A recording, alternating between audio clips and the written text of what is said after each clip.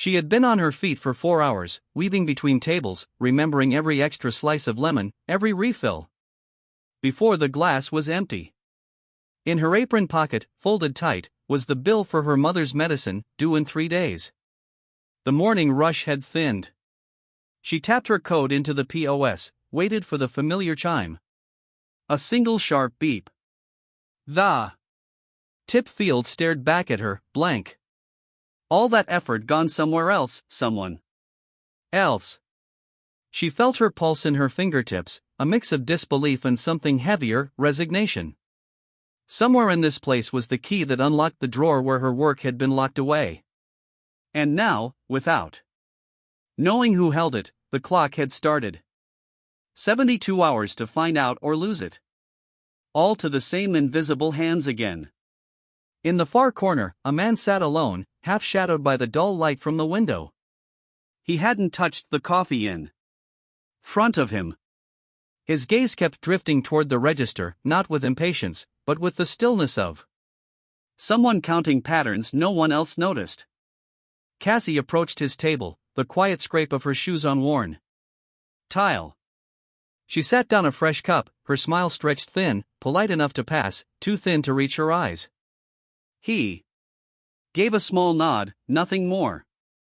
No introduction, no questions about the menu, just that watchful calm, like he was waiting for something only he would recognize. The space between them felt loaded, though she couldn't have said why. He lifted the cup, glanced again toward the counter. To her, he was just another customer. To him, she was already the center of the story he hadn't yet told. Her phone buzzed in the pocket of her apron, a faint vibration against the steady rhythm of her steps. Between clearing one table and setting another, she glanced at the screen. Can you help with the medicine this week?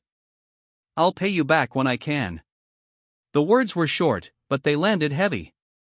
She drew in a long breath, pressing the phone face down against her palm before sliding it back into her pocket. Not now. Not here, she told herself, as she had so many times before. Just get through this month. One more month and things will ease.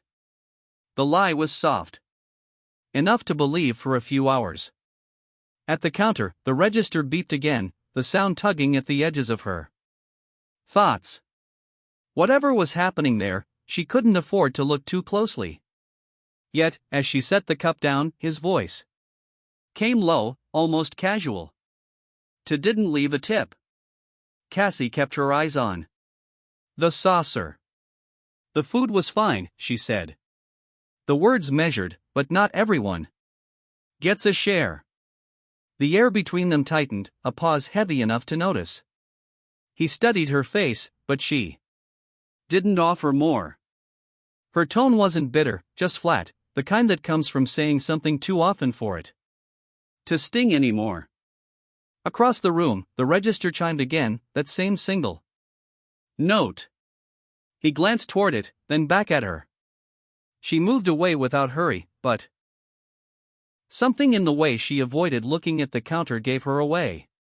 In that short exchange, the first crack in the polished surface had quietly appeared. Not everyone is brave enough to write it down, he said, the words deliberate, but without challenge. Cassie froze mid-step, a faint crease forming between her brows. For a moment she seemed to search his face, weighing what he meant.